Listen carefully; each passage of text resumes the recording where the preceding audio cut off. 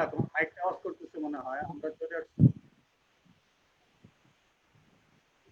Hello, শুনতে পাচ্ছেন? আমরা চলে আসছি।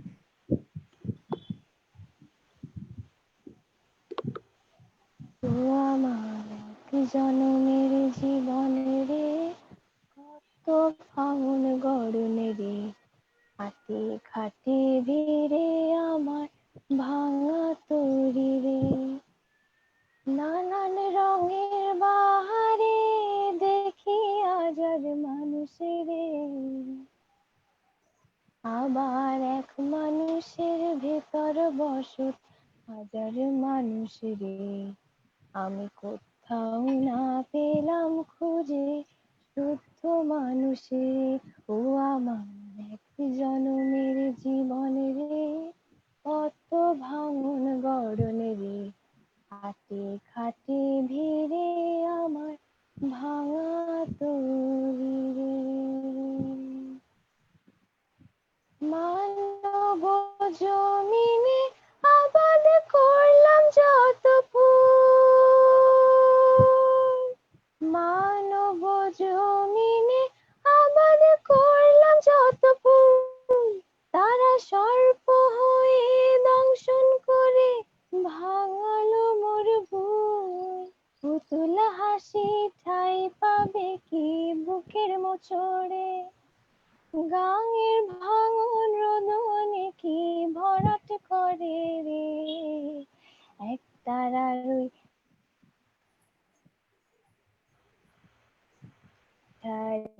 শুয়ে উঠে অসীম হয়ে আকাশের পানে। ও আমার এক জনমের জীবনে রে, কত ভাঙন গড়নে রে, হাটে খাটে ভিড়ে আমার ভাঙা তরি রে, হাটে খাটে ভিড়ে আমার ভাঙা তরি রে, হাটে খাটে ভিড়ে আমার ভাঙা তরি রে।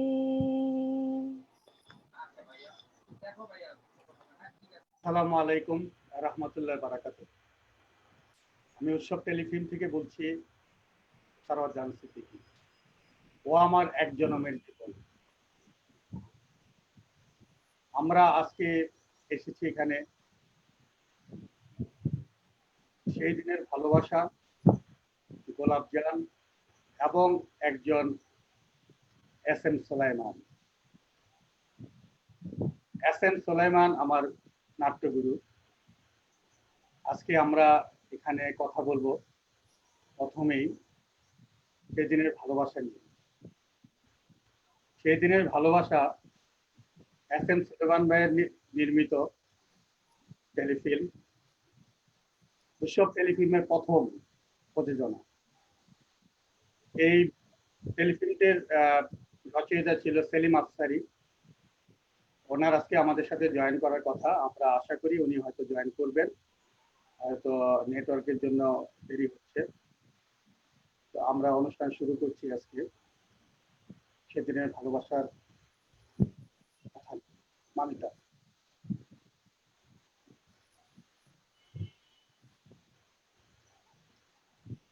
আমার সাউন্ড অফ আছে মামিতা?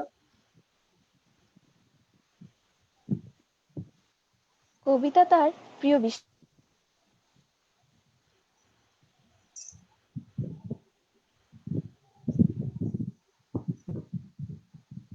শোনা যাচ্ছে না।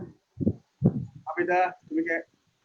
ওটাই ফ্রিজ হয়ে গেছে, কবিতার হয়ে গেছে। নেটওয়ার্কের হ্যাঁ নেটওয়ার্কের দরুন ফ্রিজ হয়ে গেছে। যাই হোক, আজকে আমরা সেই দিনের ভালোবাসার এখানে রচয়িতা থাকার কথা ছিল, জানি না উনি হয়তো নেটওয়ার্কের কারণে আসতে পারতেছেন না। সোলেন ভাইয়ের সাথে আমি সহকারী পরিচালক হিসাবে সেদিনে ভালোবাসায় ছিলাম, এবং আজকে আরেকজন আছেন আমার সাথে, রোকেয়া রফিক বেবি আপা। উনি সেখানে অভিনেত্রী হিসাবে ছিলেন। এটা অবশ্য 21 বছর আগের কথা। 21 বছর আগের রোকেয়া রফিক বেবি আর আজকের রোকেয়া রফিক বেবিকে আমরা পেয়েছি এখানে উৎসব টেলিফিল্মে। একটু বলি যে উৎসব টেলিফিল্ম 1996 সালের 23শে ডিসেম্বর প্রতিষ্ঠা হয় ঢাকায়। তারপর পরপর দুটি টেলিফিল্ম আমরা করি, এই দিনের ভালোবাসা এবং জোড়াশালী মিজানুর রহমান। তারপর আমি কিছু মিউজিক ভিডিও করেছিলাম। তারপর আমার আসলে প্রবাস জীবন, আমি চলে আসি সৌদি আরবে। প্রায় 17 বছর যাবত আমি সৌদি আরবে আছি। তো এই সময়তে আমি আসলে যেভাবে উৎসব টেলিফিল্মের জন্য কিছু করতে পারিনি। এখন আমি গত 2 মাস যাবত এই উৎসব টেলিফিল্মকে নিয়ে আবার আমার কার্যক্রম শুরু করি। আজকে আমি বেবি আপার কাছ থেকে একটু শুনতে চাই যে বেবি আপা আপনার কি মনে আছে সেই দিনের ভালোবাসার কিছু স্মৃতি? প্রথমে শুভেচ্ছা জানাচ্ছি, তোমাকে ধন্যবাদ জানাচ্ছি সরওয়ার, আমার প্রিয় ফারুক ভাই। আমরা কিন্তু 3 দেশে বসে আছি। আমি বাংলাদেশে, ফারুক আজিম নিউ জার্সিতে, তুমি সৌদি আরবে। আশ্চর্য একটা সময়ের ভেতর দিয়ে আমাদের আজকের যোগাযোগ। সারা বিশ্ব আমাদেরকে স্থবির করেছে। আমরা একটা করোনাকালীন অতি বিস্ময়কর পরিস্থিতিতে স্বাভাবিক হয়ে আসছি দিনে দিনে। আর আমার যেন মনে হচ্ছে এই আজকে এই সুযোগটাও করে দিল 21 বছর পর সেদিনের ভালোবাসা নামক সেই যে নাটকটা করেছিলাম গ্রামের ভেতরে, যে পরপর 3 দিন থেকে, সে একটা অন্য রকমের স্মৃতি। আজকে এখানে সেলিম ভাই থাকলে, সেলিম আফসারি থাকলে অনেক অনেক রোমন্থন আসতো। আমার কাছে সত্যি বলি, আমার একটা জিনিস খালি মনে হচ্ছিল, একদল তরুণ, সেই তরুণের মাঝে আমি সিরাজ ভাইকে খুব মনে পড়ছে, যে সিরাজ ভাই এখন আর আমাদের মাঝে নাই। আমাদের প্রিয় এসএন সুলাইমান। আমরা কি আর কাউকে হারিয়েছি এর ভিতরে? জাকির আহমেদকে আমরা হারিয়েছি এদিনের ভালোবাসা। হ্যাঁ, জাকির আহমেদকে হারিয়েছি। আমাদের ফটোগ্রাফার যে দুলুভাইকে হ্যাঁ দুলুভাইকে হারিয়েছি। না, দুলুভাই কি ছিল? এ ছিল আলোক ভাইয়ের সাথে দুলুভাই ছিল। আলোক ভাই মেন চিত্রগ্রাহক ছিল, সহকারী ছিল দুলুভাই। হ্যাঁ, তাকে হারিয়েছি। এবং 21 বছরে অনেক হারানো। কিন্তু আমি আজকে সকালেও বলছিলাম যে এটা এমন একটা পরিস্থিতি যে আমাদেরকে স্মৃতি রোমন্থন করা, নিজেদের পেছন ফিরে তাকানো, আবার একত্রিত করে ফেলবার একটা অপূর্ব সুযোগ করে দিয়েছে সৃষ্টিকর্তা বলি, ম্যানমেড ভাইরাস বলি। আমরা স্মৃতিতে খালি আছে সেদিনের ভালোবাসায়, যেটা শুরু করেছিলাম, যে অনেক তরুণ ছিল সেখানে এবং সারা রাত ধরে কাজ, আবার ভোরবেলায় উঠে কাজ। আমরা সরওয়ার তোমাদের বাড়িতে ছিলাম, আমার নানির বাড়ি। তোমার নানির সাথে আমি, আমার ছোট্ট মেয়ে যে আনিকা মাহিন, একেবারে ছোট, সে তখন তাকে বাসায় রেখে যাবার কোনো সুযোগ ছিল না। তোমার নানির সাথে আমি খাটে শেয়ার করে শুয়েছিলাম। আমার খালি মনে হয় একটা পরিবার ছিল সেখানে।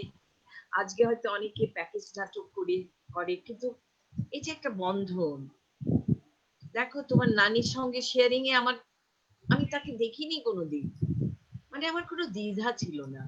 এবং প্রতিটি ছেলে মেয়ে আরো অনেকেই ছিল, প্রত্যেকে মানে পুরা থিয়েটার আর্ট ইউনিটেই ছিল সেদিন আমাদের। তা ছিল, বাইরের মানুষগুলো ছিল, রাইসুল ইসলাম আসাদ ছিলেন, এবং সারা রাত। সবচাইতে মজা লাগে যেহেতু এটা 71কে কেন্দ্র করে যুদ্ধের উপরে ছিল নাটকটা, যুদ্ধটা আমাদের স্বাধীনতাকে নিয়ে নাটকটা ছিল, সেই কারণে সে আমার এখনো মানে কতটা ডেডিকেটেড ছিল। সেদিন যতগুলো অ্যামুনেশন ফায়ার করেছিল সব অরিজিনাল।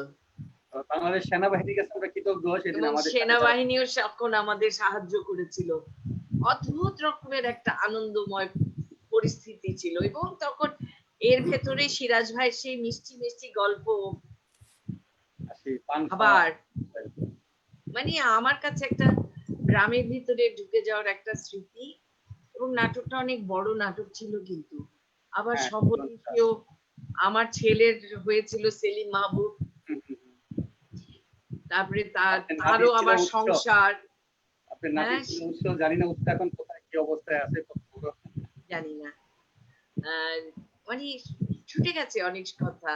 হুম। পীযূষ বন্দ্যোপাধ্যায় ছিলেন নাটকের ভিতরে, জুনা ভাই ছিল, ঝুনা ছিলেন, আর থিয়েটার আর্ট ইউনিটের সবাই এটা তো পুরাটাই ছিল, ম্যাক্সিমাম ইউনিটেই। হ্যাঁ, ওখানে অনেকেরই জীবনের প্রথম ডিবিউ হচ্ছে, মানে প্রথম স্ক্রিনের এখানে সামনে দাঁড়ানো। দোলন, সুমন, তারপরে আরো কে কে, সুজন, দোলনদের বোধহয়, হ্যাঁ সুকান্ত, ওদের বোধহয় প্রথম প্রথম একদম টেলিভিশন প্রথম নাটক। হ্যাঁ, ভালো লাগছে ভাবতে। তবে সেদিনের ভালোবাসা অত্যন্ত একটা পরিশীলিত নাটক, লেখা নাটক ছিল সেলিম আফসারি, এবং নাটকটা আমি মনে করি যে আমাদের মুক্তিযুদ্ধের ডকুমেন্টেশন করতে গেলে যে কত ঘটনা ঘটে গেছে, এবং সেই সব ঘটনাতে কত জীবন কত রকম ভাবে বয়ে গেছে, এটা আমাদের এই প্রজন্মের জানা উচিত। কিন্তু আমরা অনেক দুর্ভাগ্য যে আমাদের মুক্তিযুদ্ধ ভিত্তিক নাটকগুলোর ভেতরে খুব ভ্যারিয়েশন পাই না, সেরকম একটা অত্যন্ত প্রেমময় ভালোবাসার, দেশকে ভালোবাসা, সম্পর্ককে ভালোবাসা, সম্পূর্ণ মিলে একটা ভালোবাসার নাটক, এইটুকুই মনে আছে। আবার দেখলে হয়তো মনে পড়তো, আসলে আমি বহুদিন এই নাটক দেখিনি, সেই পড়ার স্মৃতি থেকে বললাম। আমি আপনাকে লিংকটা দিয়ে দেবো, এটা উৎসব টেলিফিল্মের ইউটিউব চ্যানেলে আছে, গতকাল আমরা এটা মুক্তি দিছি। তাই দেখা উচিত ছিল। এটা তো ছবি, যেহেতু একটু টেকনিক্যাল একটু ঝামেলা হয়ে গেছিল, আমরা পরিচয় পর্বটা দিয়ে শুরু করি, কারণ মামিতার কাছে ছিল পরিচয় পর্বটা, মামিতা চলে গেছিল। মামিতা বলো। দুঃখিত, কিছু যান্ত্রিক ত্রুটির কারণে আসলে বের হয়ে গিয়েছিলাম। তো আমাদের মাঝে আজকে আছেন আমরা বাংলাদেশ থিয়েটার অফ আমেরিকার প্রতিষ্ঠাতা সভাপতি, আবৃত্তিকার, নাট্য সংগঠক, চিত্রনাট্যক, অভিনেতা ও একজন সুচিকিৎসক নাট্যজন ডক্টর ফারুক আজম। ধন্যবাদ। এবং আমাদের মাঝে উপস্থিত আছেন আজকের আমাদের প্রধান অতিথি, ঢাকার গোলাপজান খ্যাত সুভিনেত্রী, সামাজিক ও মানবিক সংগঠক, নাট্য সংগঠক এবং এস এম সুলাইমানের প্রতিষ্ঠিত থিয়েটার আর্ট ইউনিটের দলপ্রধান নাট্যজন রোকেয়া রফিক বেবি। এবং আছেন সেই দিনের ভালোবাসার সহকারী পরিচালক এবং স্থির চিত্র গ্রাহক এবং উৎসব টেলিফিল্মের নির্বাহী পরিচালক সারওয়ার জাহান সিদ্দিকী। আমাদের সবার পক্ষ থেকে আপনাদের সবাইকে ঈদের শুভেচ্ছা। তোমার নামটা বলো। এবং আমি মামিতা ইসলাম। আমরা ভারী মিষ্টি করে মমিতা আমাদের পরিচয় করিয়ে দিল, কিন্তু আমরা জানি মমিতা একজন অত্যন্ত গুণী নৃত্যশিল্পী, সঙ্গীত শিল্পী এবং অভিনেত্রী। তুমি সৌদি আরবে বসে যে কাজটা সার্ভার করছো, তারই একটা স্বাক্ষর আমরা মমিতার ভিতরে জানি। এবং মমিতা আমার একটি প্রিয় নাটক আমিনা সুন্দরীর আমিনা, এই আমিনা সুন্দরীর আমিনা যে একটা ফারুক ভাই আপনি করেছিলেন কি আমিনা সুন্দরী? হ্যাঁ, আমি তো বুধাগুণিন ছিলাম। আপনি বুধাগুণিন, আচ্ছা। আর আমিনা সুন্দরী আমি ডিরেকশন দিয়েছি বাংলাদেশে, তার আগে এস এন সুলাইমান করেছেন। এই আমিনা সুন্দরী অফ ব্রডওয়েতে না অফ ব্রডওয়ে, অফ ব্রডওয়েতে এটা মঞ্চস্থ হয়েছে মাসব্যাপী, বিশাল একটা ইতিহাস। বাংলা নাটকের প্রথম নিউ ইয়র্কের অফ ব্রডওয়েতে প্রথম যে ইতিহাস সৃষ্টিকারী নাটক আমিনা সুন্দরী, সেই আমিনা সুন্দরী সরওয়ারের হাত দিয়ে সৌদি আরবে হচ্ছে। সৌদি আরবের মতো একটি জায়গায় যেখানে আমরা ভাবতে পারি না কিন্তু যে দেশের মেয়েদের এত শিষ্টাচারের ভিতরে এত কিছুর ভেতর দিয়ে যেতে হয়, সেখানে আমরা মমিতার মতো একজন মানুষকে পাচ্ছি যে কিনা পারফরমেন্স করছে, যে পারফরমেন্স করবার মতো একটা ক্ষেত্র তৈরি করছে। আমি বাহবা দেই তোমাদের সবাইকে এবং উত্তরোত্তর সাফল্যতা কামনা করি। যাই হোক, আজকে আমাদের সেলিম আফসারির কাছ থেকে আসলে সেই দিনের ভালোবাসার মূল ঘটনাটা শোনার কথা ছিল। সেক্ষেত্রে ওনার অনুপস্থিত আমি ছোট্ট করে একটু বলি। সেই দিনের ভালোবাসাটা হলো ওনার লেখা খুব সম্ভবত 80 দশকে। আমি তখন ছোট, ক্লাস 8 কি 9-এ পড়ি। আমি ওনার এই গল্পটা চুরি করে পড়েছিলাম। তারপর যখন আমি নাটক করা শুরু করি 93-4-এ, আমি ওনাকে বললাম যে মামা, উনি আমার মামা সম্পর্কে ছোট মামা, ওনাকে বললাম যে আপনার একটা গল্প আমি পড়েছিলাম যখন আমি ক্লাস 8-9-এ পড়ি, সেই গল্পটা আমি একটু আবার আপনার কাছ থেকে চাই, আমি এটাকে একটা ফিল্ম বা টেলিছবি বানাবো। তখন বললো কোন নাটকটা? তখন তাকে আমি ঘটনাটা বললাম পুরোটা। বলার পর উনি জাস্ট গল্পটা লিখে দিলেন। এবং এইখানে আমার জীবনে সবচেয়ে স্মরণীয় ঘটনা এটা হলো যে আমার গুরু SM সুলাইমানের ভাইয়ের সাথে আমি খুব সম্ভবত 6 কি 7 দিন একই রুমের মধ্যে 3-24 ঘন্টা ছিলাম। কারণ মামা শুধু গল্পটা পাঠাইছিল, এটাকে নাট্যরূপ দেওয়ার দায়িত্ব ছিল SM সুলাইমান ভাই। তখন সুলাইমান ভাই বললো আমি লিখতে পারবো না সরোয়ার, এতটা লেখা আমার পক্ষে সম্ভব না। আমি বললাম সুলাইমান ভাই আপনি শুধু বলে যাবেন, আমি লিখবো। ফেডিন টেলিফিল্ম ওনার একটা প্রতিষ্ঠান ছিল, সেই প্রতিষ্ঠানে উনি এবং আমি একই রুমে, উনি বলেছে আর আমি লিখেছি, প্রায় 6 থেকে 7 দিন আমি বাসায় যাইনি, উনিও না আমিও না। এটা আমার জীবনের সেই দিনের ভালোবাসার সবচেয়ে একটা স্মরণীয় ঘটনা। তারপর আরেকটি স্মরণীয় ঘটনা, আমরা যেদিন শুটিং শুরু করব সব ঠিকঠাক, আমাদের ইউনিট চলে আসছে, আয়সা দেখি সুলাইমান ভাই খুব মন খারাপ, বসে একটা গান গাইতেছিল উনি, নরে না চরে না আমার শীতল হইয়া রই, এত মানুষের ভিড়ে আমার মা জননীকে। তখন আমাদের প্রশান্ত হালদার ছিল আমাদের ম্যানেজার ফেডিনের। আমি বললাম যে কি ব্যাপার সুলাইমান ভাই তো এইরকম অবস্থা দেখি দেই, কান্না করতেছে, আবার গানও গাইতেছে, সমস্যা দেখি। বললো যে স্যার ভাই এটা দুঃসংবাদ, কি ওনার মা মারা গেছে। আমরা তো আসলে সেই মুহূর্তে সবাই একটু কি বলবো যে একদম ইউনিট রেডি, বাইরে যাব একটা নতুন নাটক, এই সময় এরকম একটা ঘটনা। আমি গেলাম সুলাইমান ভাইয়ের কাছে, মানে এই ওইদিন ওনাকে মানে আমি এরকম ভাবে আসলে সুলাইমান ভাইকে কখনো কাঁদতে দেখি, সত্য কথা। উনি জড়ায় ধরে একটু কান্নাকাটি করলো। যাক, এইভাবে আমরা 4 দিন কাটাইলাম।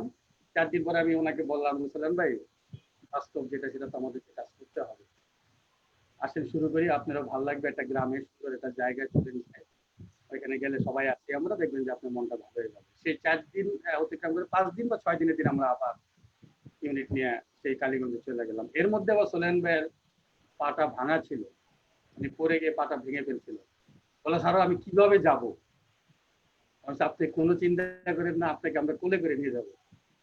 সেইভাবেই তার জন্য FDC থেকে একটা চেয়ার ভাড়া করা হইলো, হুইল চেয়ার, এবং সেখানে বসায় তাকে নিয়ে যাওয়া হইলো সেই কালীগঞ্জ। আলহামদুলিল্লাহ ওনার চারপাশে আমরা থিয়েটার আর্ট ইউনিট এমন ভাবে ছিলাম যিনি হয়তো ট্যারি পাইনি যে ওনার পাতা ভাঙা।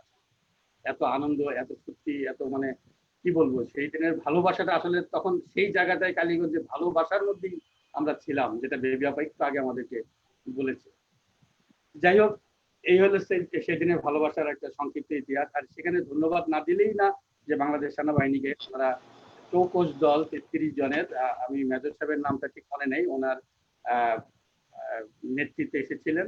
ওনারা 24 ঘন্টা আমাদেরকে সময় দিয়েছিলেন, প্রায় 200 রাউন্ড গুলি এবং 4টা এক্সক্লুসিভ আমাদেরকে দিয়েছিলেন, যেটা আমরা ইউজ করেছিলাম সত্যকার অর্থে। যারা এই টেলিফিল্মটি দেখেননি, আমাদের ইউটিউব চ্যানেলে আছে, আপনারা দেখলে বুঝতে পারবেন রাসেল ইসলাম আসাদ, জুনা চৌধুরী বা যারা মুক্তিযোদ্ধা ছিল তাদের হাতের অস্ত্রটা আসলেই সেই আমাদের নর্মাল নাটকের কাঠের বন্দুক না, এটা অরিজিনালি অস্ত্র আমাদের সেনাবাহিনী। এই জন্য আমরা সেনাবাহিনীর কাছে কৃতজ্ঞ সেই দিনের ভালোবাসা তৈরি করার জন্য সবাই আমাদের, এবং সবচেয়ে কৃতজ্ঞতা জানাই তো আমাদের কালীগঞ্জ গ্রামবাসী। যখন আর্মির গাড়িগুলি 4টা গাড়ি যখন আমার নানির বাড়ির সামনে যে দাঁড়ালো, তখন হাজার হাজার মানুষ দৌড়াদৌড়ি মানে শুরু করে দিল, কি জানি হইলো, কি ব্যাপার, আর্মি কেন গ্রাম।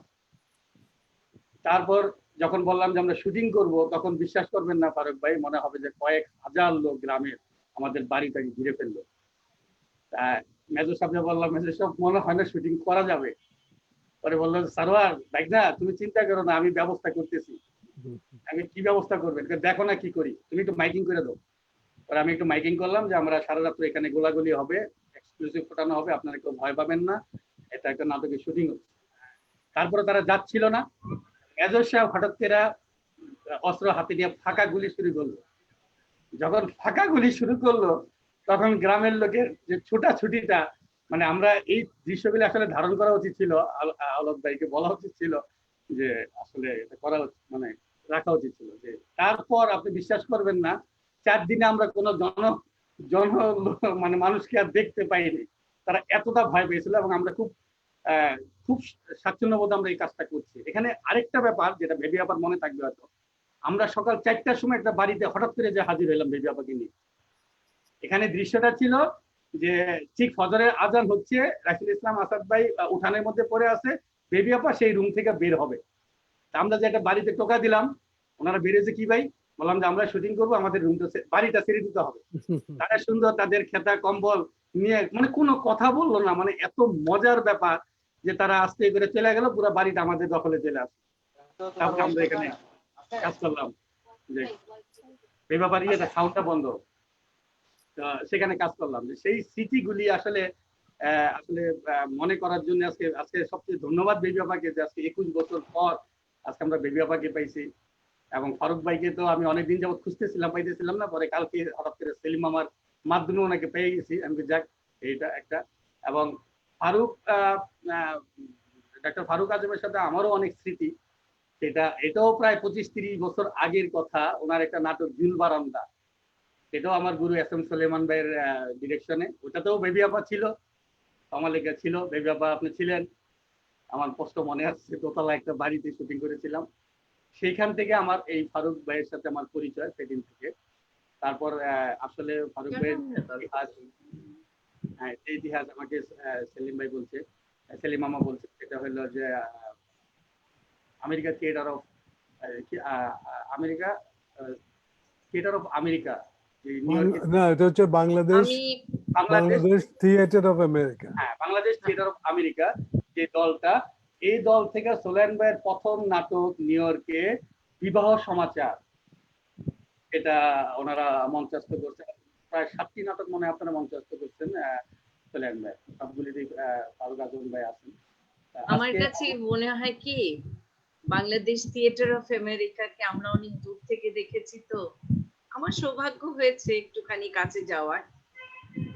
কিন্তু আমার পুরো ইতিহাসটা যদি আমরা একটু ফারুক ভাইয়ের মুখ থেকে শুনি, আমার কাছে মনে হবে যে নতুন করে আবার শুনবো। এবং তোমার আজকের যে ক্যাপশন, আজকে যে আমাদের বৈঠক, এই বৈঠকের নামই তুমি দিয়েছো সেদিনের ভালোবাসার গোলাপজান এবং একজন সুলাইমান। আমি ফারুক ভাইয়ের কাছে আমার বিনীত অনুরোধ, আমার প্রজন্মের জন্য, আমাদের মানুষদের জন্য যারা জানতে চায় কিছু কিছু খবর, আপনি আপনার মতো করে আমাদের জানান। অনেক ধন্যবাদ বেবি আপা। সরোয়ার সিদ্দিকী, তোমাকে ধন্যবাদ, এবং উৎসব টেলিফোনকে ধন্যবাদ আমাকে আজকে এখানে ডাকার জন্য, স্মৃতিচারণ করার জন্য। প্রিয় মানুষের কথা বলতে ভালো লাগে, আরো ভালো লাগতো যদি সে প্রিয় মানুষ সঙ্গে থাকতেন। এখন যেসব কথা বলি সবগুলো একটু বেদনা মিশ্রিত থাকবে। তো বাংলাদেশ থিয়েটার অফ আমেরিকা, এটা ফর্ম হয় 1979-এ। আমার যা মনে হয় 89-এ মনে হয়, 89, হ্যাঁ। সেই শুরুতে আমি ছিলাম না, পরে আমি জয়েন করি 1 বছর পরে। তখন ওই ঝর্ণা ভাবি, তারপরে স্বপ্না কাউসার, কবির, চঞ্চল, বাবু, এরা সবাই ছিল এখানে। পরে আমি আর নার্গিস আহমদ জয়েন করলাম 90-তে। তখন আমরা বাংলাদেশ থিয়েটার অফ আমেরিকা থেকে একটা নাটক করলাম আব্দুল আল মামুনের এখনো কৃতদাস। এটা আমাদের এই গ্রুপ নিয়ে, মানে ওদের দ্বিতীয় নাটক কিন্তু আমাদের প্রথম নাটক। এবং প্রথম নাটকটি হয় আমাদের আল মুক্তাদির সাহেব, যিনি পরলোকগত হয়েছেন, এবং উনি এই দলটি ফর্ম করেন, প্রতিষ্ঠাতা। যাই হোক, এখনো কৃতদাস আব্দুল্লাহ আল মামুনের, সেটা আমাদের করে প্রচুর জনপ্রিয়তা পেল। আমরা পেলাম নিউ ইয়র্কে, মোটামুটি সারা জাগালো প্রত্যেকটা পেপার টেপার এটা কাভারেজ দিয়ে। এবং ফোবানা, সেই সময় ফোবানা যেটা হয়েছিল শিকাগোতে, আমরা শিকাগোতে এই নাটকটা নিয়ে ফার্স্ট প্রাইজটা পেলাম। তখনই বাংলাদেশ থিয়েটার অফ আমেরিকার একটা ভিত্তি স্থাপন হলো বলা যায় নিউ ইয়র্কে। এরপরে এলেন সুলাইমান ভাই, ঠিক কোন ইয়ারে আমার মনে নাই, ওইটা 92, হ্যাঁ ভুলে যাচ্ছে, বয়স হচ্ছে তো। এবং উনি আসার পরে তো পুরো এনভায়রনমেন্টটা চেঞ্জ, কারণ উনি যে নাটকের ধারা নিয়ে এলেন, নাটকের অভিজ্ঞতা, ওনার প্রশিক্ষণ, পুরো নিউ ইয়র্ক মেতে উঠলো। একের পর এক নাটক করলেন উনি, সব মিউজিক্যাল নাটক, যে নাটকের সাথে নিউ ইয়র্কের কোনো পরিচয় ছিল না, কারণ তখন তো নিউ ইয়র্কে এত বাঙালিও আসেনি। আর আমরা, এটা আমাদের কাছে অবাক লাগতো যে উনি যে নাটকের ধারাটা নিয়ে আসছেন, এটা তো পুরো ব্রডওয়ে নাটকের মতো, নিউ ইয়র্কে যে ব্রডওয়ে হচ্ছে, এবং ব্রডওয়েটা হচ্ছে মিউজিক্যাল। এখানে একটা জিনিস সেটাই প্রমাণিত যে মিউজিক্যাল নাটক ছাড়া কিন্তু নাটক থাকবে না। এই ড্রামা যেটা আমাদের ড্রামা, ওটার স্থায়িত্ব মানে আছে, অবশ্যই আছে, ওটা বলবো না, কিন্তু নিউ ইয়র্কে ব্রডওয়ে মানে মিউজিক্যাল। এবং আমার মাঝে মাঝে মনে হয় সুলাইমান ভাই যদি এখানে জন্মাতেন বা এখানে কাজ করতেন, একটা কিছু করা যেত মানে মিউজিক্যাল। এছাড়া তো আমার মনে হয় না যে বাংলাদেশে ওরকম মিউজিক্যাল হয়েছে উনি ওনার ছাড়া। যাই হোক, তো উনি একের পর এক নাটক করলেন, যেমন ইয়ে, এর মধ্যে উল্লেখযোগ্য যেগুলো, এগুলো আমরা করেছি আমিনা সুন্দরী, কোর্ট মার্শাল। কোর্ট মার্শালটাকে দুর্দান্ত ফাটাফাটি নাটক। হ্যাঁ, ওখানে আমি কর্নেলের ভূমিকা অভিনয় করেছিলাম। একটা নাটকে সুলাইমান ভাইও ছিলেন, দুটো নাটকে উনি ছিলেন, অন্য সময় অন্য অভিনেতারা ছিল।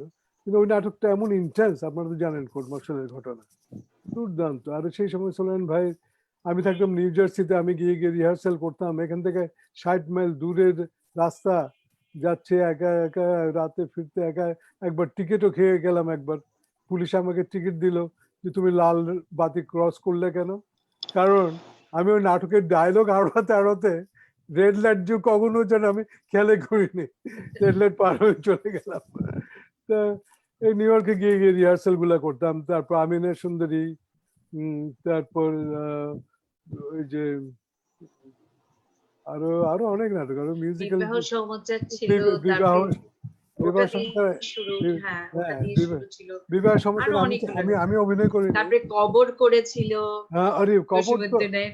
রাইট, কবরটাতে আমরা 94 আমার এটা মনে আছে, কারণ ওখানে আমি কবিতাগুলো আমি পড়েছি, আমি আর শ্যামা। বাবু করেছিল দাদা, হ্যাঁ, বাবু তালুকদার, আর ওখানে ব্যাকগ্রাউন্ডে, রাইট, ওখানে যে গানগুলো সুলাইমান ভাই আর স্বপ্ন ভাবি করেছিল, আর কবিতা পড়েছিলাম আমি আর শ্যামা। সেটা আমরা নিয়ে আসছিলাম এখানে ফোবানা 94 এ নিউ জার্সিতে, এবং সেখানেও ফার্স্ট প্রাইজ। সুলাইমান ভাই ওখানে ওই নাটকটা করেছিলেন খেপা পাগলার পেঁচাল, যেটা পরে আমি আর সুলাইমান ভাই নিউ ইয়র্কে করি। আমি অভিনয় করেছিলাম সেই গ্রামের মোড়ল,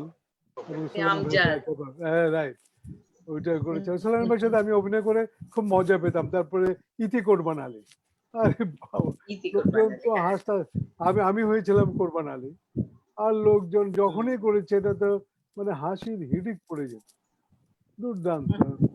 এই অনেক, তারপর তো মানে আমাদের থিয়েটার মানে সুলাইমান ভাই।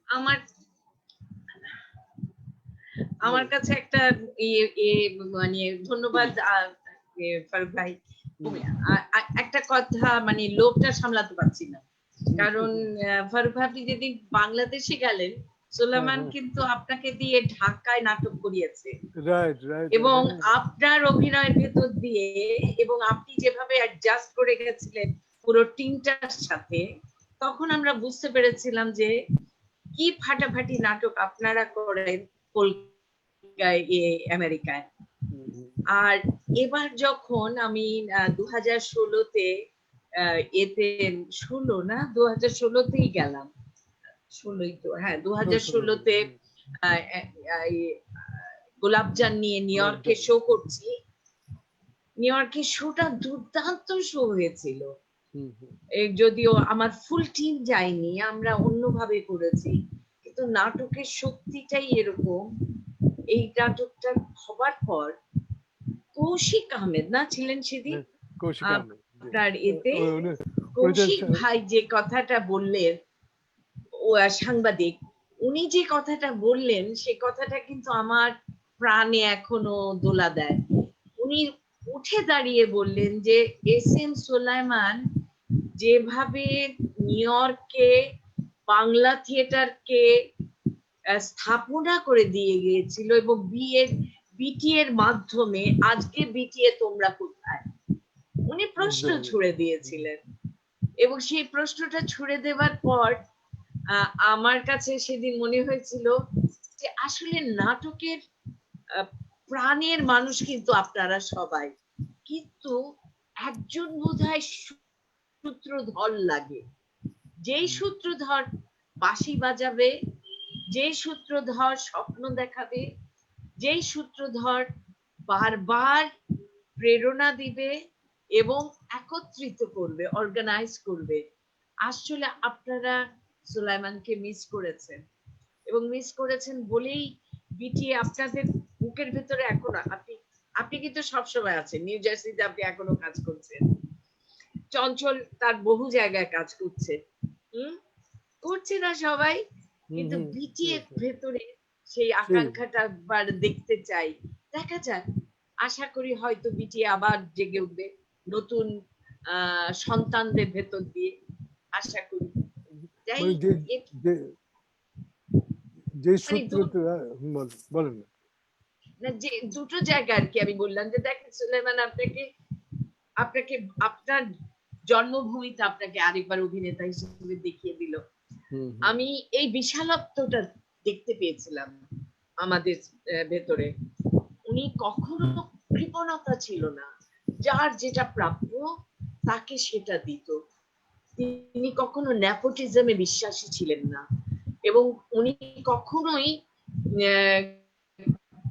পারিবারিক থিয়েটার করেননি, পরিবার ভিত্তিক থিয়েটার উনি করেননি বলেই যে ওনার নাটকের দল, ওনার প্রয়াণ আজকে 19 বছর। কিন্তু আমার ক্ষেত্রে মনে হয় সুলাইমান এখনো জীবিত, কারণ ওনার নাটকগুলো এখনো কথা বলে, ওনার নাটকগুলো এখনো আমরা ধারণ করি, ওনার ভাবনাকে আমরা এখনো ভাবতে পারি, এবং আমাদের এই ভাবনার ভেতরে একটা জাগ্রত চেতনা, যেখানে উনি গেছেন।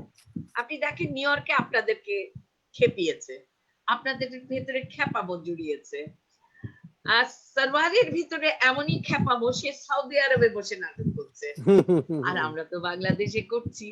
তো সুতরাং এস এম সুলাইমান আজকের একজন এস এম সুলাইমান, যদি বলো একজন এস এম সুলাইমান হাজারো এস এম সুলাইমানকে, খেপাকে জন্ম দিয়ে গেছে, যার ফলে 19 বছর পরে তোমার ভিতরে তাগিদ এসেছে ওনাকে স্মরণ করবার জন্য। আমি সুলাইমানকে, আমরা এস এম সুলাইমানকে স্মরণ করি অসম্ভব উত্তেজনা নিয়ে, আনন্দ নিয়ে, দৃঢ়তা নিয়ে, শপথ নিয়ে, স্বপ্ন নিয়ে। আমাদের হয়তো একসময় এসে দাঁড়ায় যার গভীরের যে কষ্ট, একাকিত্বের যে কষ্ট, সামগ্রিকতাটা নিয়ে বা থিয়েটারের সংলাপের ভেতর দিয়ে কোথায় যেন সব বিলীন হয়ে যায়, এবং তারপরে কিন্তু আরেকটা নতুন সকাল হয়, আরেকটা নতুন নাটক হয়। যদিও গত 6 মাস আমরা ঘরে বসা, রিহার্সালটাও করতে পারি না। যাই হোক, আমি জানি না তোমার সময় আর কতক্ষণ আছে সার্ভার। সময় আছে, আবার কথা বলেন, কারণ অনেক বছর পরে আমরা আজকে বসছি।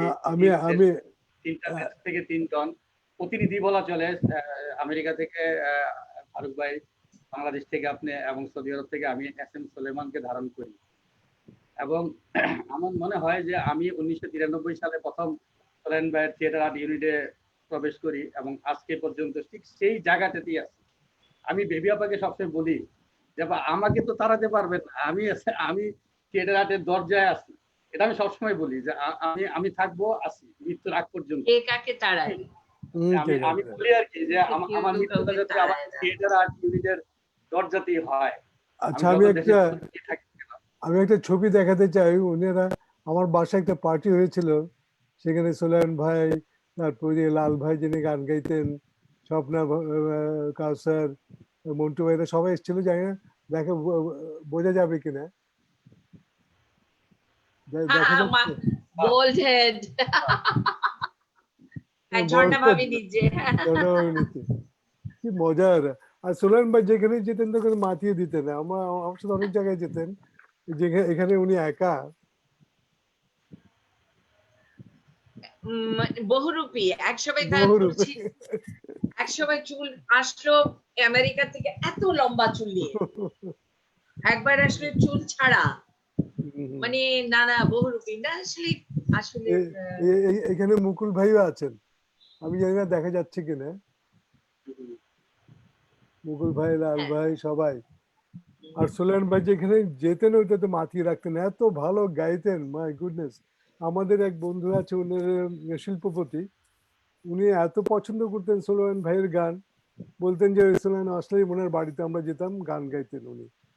আর এই যে এক জনমের জনম রে, এটা আমার খুব ফেভারিট গান। হ্যাঁ বলেন ফারুক ভাই, চলুন আমরা তাহলে একটুখানি সংলাপে চলে যাই। আমার কাছে মমিতা আছে, ওর কাছ থেকে একটুখানি আমরা আমিনা সুন্দরীর সংলাপ শুনি। আচ্ছা, আমার কাছে তো তারপরে আপনার কাছ থেকে এর মধ্যে আমি একটু ডিস্টার্ব করি। আমি একটা ছোট্ট আয়োজন করছিলাম আজকে। আমরা জানি, হয়তো অনেকে জানে না, আমরা দু একজন জানি যে আজকে ফারুক ভাইয়ের একটা জন্মদিন।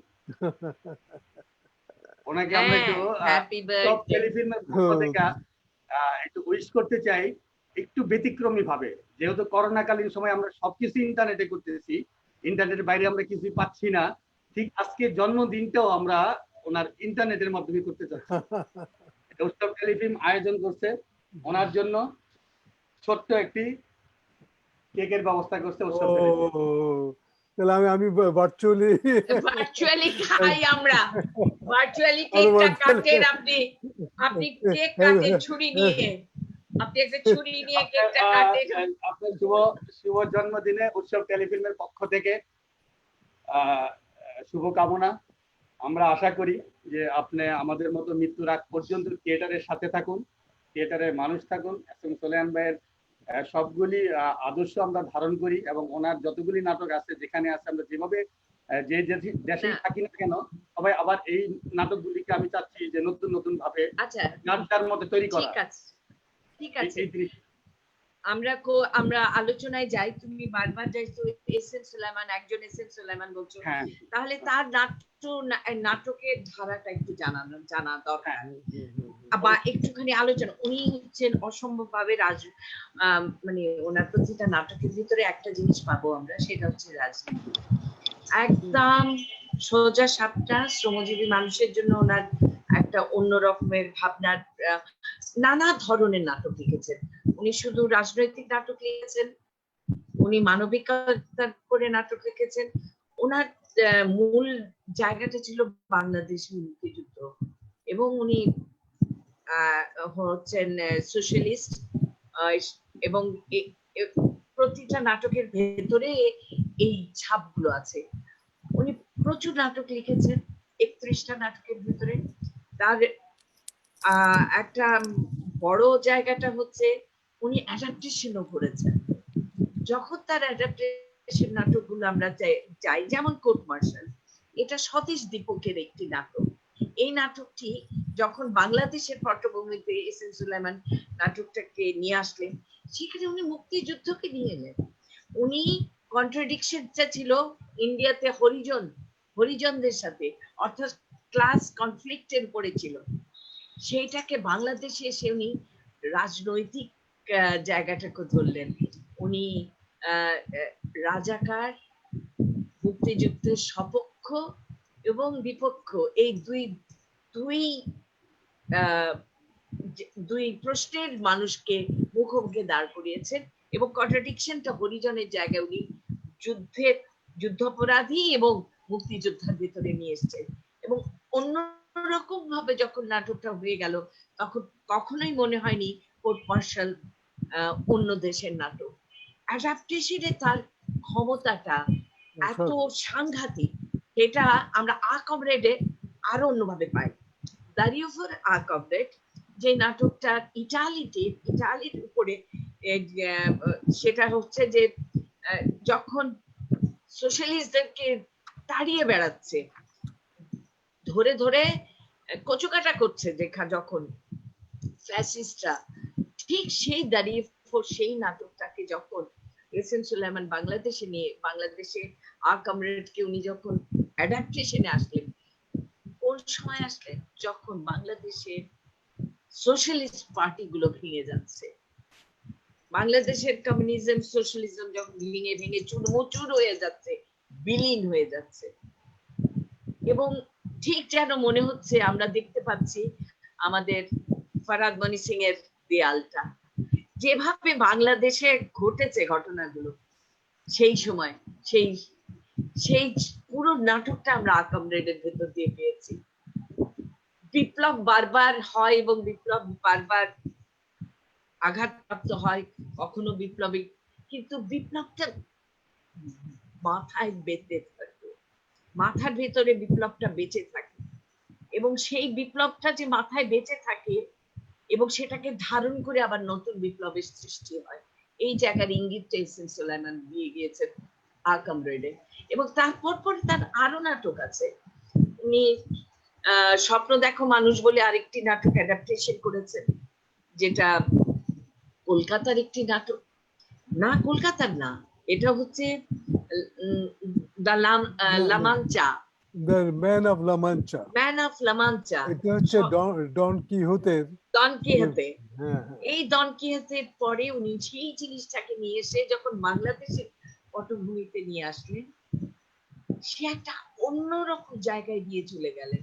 এবং ম্যান অফ লামাঞ্চাটা এটা এটা এই নাটকটার ভেতর দিয়ে আমরা আরেকজন সুলাইমানকে খুঁজে পাই, যে যদিও এটা ওনার মৌলিক নাটক নয়, কিন্তু এই নাটকের ভিতরে তার যে গীতল শক্তি, গানের যে শক্তি, সেই গানের শক্তি, সেই শক্তিটার ব্যবহার করে, এবং এই নাটকটাকে একেবারে আমাদের নাটক বানিয়ে ছেড়েছে। স্বপ্ন, মানুষকে স্বপ্ন দেখতে হয়, এবং স্বপ্নের ভেতরেই মানুষ বেঁচে থাকে। এবং একটি স্বপ্ন দেখা যেদিন আমি বন্ধ করব, এখানে অসম্ভব ভালো, এটা বোধহয় প্রতুলের গান না, আলু বেচো পটল বেচো, বেচো বাক্যর খানি, বেচো না তোমার চোখের মনি, এই ইন্ডিয়ান গান। এই গানটার কিন্তু সঠিক ব্যবহারটা আছে এই নাটকটার ভিতরে।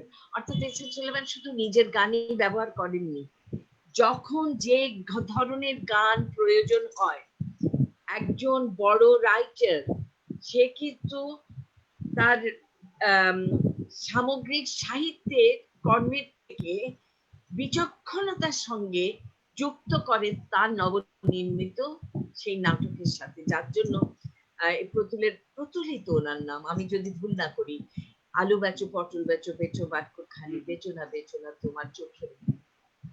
মানে এই কথাটার ভেতর দিয়ে মানুষকে আরেকবার শীত দ্বারা খাড়া হয়ে যুদ্ধ করবার জায়গাটা তৈরি করতে পেরেছিলেন।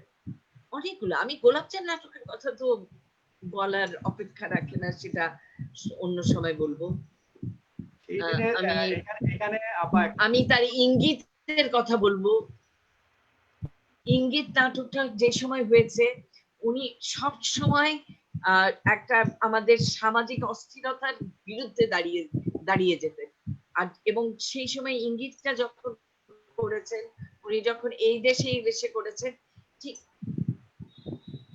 আমাদের রাজনৈতিক ভাবে তখন আমরা স্বৈরতন্ত্রের ভেতরে, আমরা মিলিটারিজমের আন্ডারে ছিলাম, এবং প্রতিটা জায়গাকে এত সুন্দরভাবে উঠিয়ে ধরেছেন। যেমন ইঙ্গিত নাটকের একটি অংশের ভেতরে উনি কিষান চন্দ্রের ফার্স্টকে উনি ঢুকিয়েছেন। আমি এসএস সুলাইমানের এই দক্ষতার কথাটা বলতে চাই। উনি একটি মৌলিক নাট্যকার, এবং উনি যখন অ্যাডাপ্টেশন করেন, উনি যখন কাউকে গ্রহণ করেন, সেই গ্রহণটাকে উনি মৌলিকত্বের ভেতরে নিয়ে চলে আসেন। তখন মনে হয় যেন আমরা আরেকটা মৌলিক সৃষ্টি দেখছি, এবং এই জায়গাটাই এসএস সুলাইমানের শ্রেষ্ঠত্ব। আর এই জায়গাগুলোকে এখন বিশ্লেষণের জায়গায় নিয়ে আসা দরকার। একসময় শুনতাম যে S M Sulaiman, his theater is a rough theater. আমাদের বিখ্যাত কিছু পরিচালক বলেছেন সুলাইমানের নাটক হচ্ছে রাফ থিয়েটার। রাফ থিয়েটার দরকার হয়, কারণ থিয়েটার হচ্ছে ইজ এ ইনস্টিটিউশন। থিয়েটার হচ্ছে সেই পরিক্রমা যে কিনা স্ট্যাবলিশমেন্টের বিরুদ্ধে দাঁড়ায়। আর স্ট্যাবলিশমেন্টের বিরুদ্ধে যদি প্রতিবাদে সুরটা রাফ না হয়, স্ট্যাবলিশমেন্টের এ নড়বে না, পিলার গুলো নড়বে না।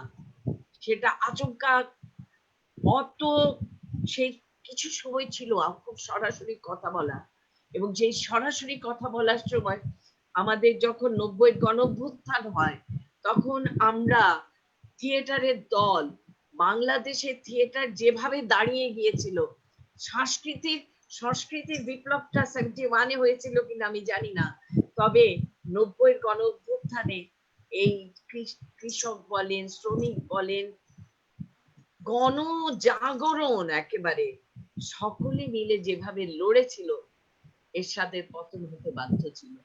আমি এইটুকু বলেই ছাড়ি, কারণ এখন পর্যন্ত যদি কোনো ঘটনা ঘটে যায়, তখন দ্রোহে সবাই বলে ওঠে আরেকজন এস এম সুলাইমান কোথায়। আমাদের দেশে 111 এর কথা আমরা সবাই জানি। হঠাৎ করে আমাদের 3 মাসের যে কেয়ারটেকার গভর্নমেন্ট হয়ে গেল 2 বছরের জন্য। সেই সময় নাটকের মানুষের কণ্ঠ রুদ্ধ হয়ে গেল। আমরা কোর্ট মার্শাল করতে পারলাম না, কোর্ট মার্শাল অলিখিত ভাবে বন্ধ হয়ে গেল। কোর্ট মার্শাল চাইলে হল পাওয়া যেত না। এরকম একটা সময় তখন নাটকের মানুষরা হঠাৎ করে মনে করলো এবার একজন দ্রোহের মানুষ দরকার। সবাই ভর করলো এস এম সুলাইমানের খ্যাপামের উপর। 2007 সুলাইমানের ইহ ত্যাগ করেছেন 2001-এ। 6 বছর পরে সারা ঢাকা শহরে যতগুলো তরুণ প্রাণ নাট্যজন ছিল, সকলে মিলে এস এম সুলাইমানকে এস এম সুলাইমানের খ্যাপামোটাকে ধারণ করে সেদিন 111 এর বিরুদ্ধে দাঁড়িয়েছিল। আমি আজকে খুব গর্বের সঙ্গে না, অহংকারের সঙ্গে আমি এই লেগেসিটা বহন করি। আমার থিয়েটার আর্ট ইউনিটের যে দলপ্রধান, যে কিনা ঢাকা পদাতিকের দলপ্রধান, যে কিনা পদাতিক নাট্য সংসদের দলপ্রধান, যে কিনা কালান্তরের প্রতিষ্ঠাতা, সেই এস এম সুলাইমান হচ্ছেন সেই এস এম সুলাইমান যাকে দ্রোহের ভেতরে তরুণরা মনে করে এরকম একজন আইকন দরকার, যে সমাজটাকে নাড়াতে সাহসী একজন যোদ্ধা।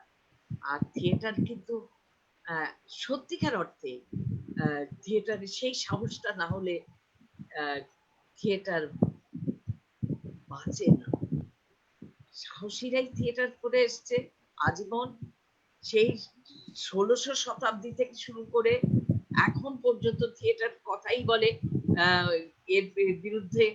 সুতরাং সেই থিয়েটারটা আমরা পেয়েছি সুলাইমানের হাত থেকে, এবং সুলাইমানেরকে যারা রাফ থিয়েটার বলেন, আমি বিশ্বাস করি আগামী প্রজন্মের মানুষ যারা থিয়েটার করবেন, বুঝবেন, যারা সমাজকে তখন বিবেচনা করবেন যে আমার সমাজ কি ছিল, তখন আমার সাংস্কৃতিক চর্চা কি ছিল, আমার গানের কি ভাষা ছিল, সেখানে এস এম সুলাইমানকে খুঁজে পাবেন এবং সঠিকভাবেই পাবেন, আমার এই প্রত্যাশা।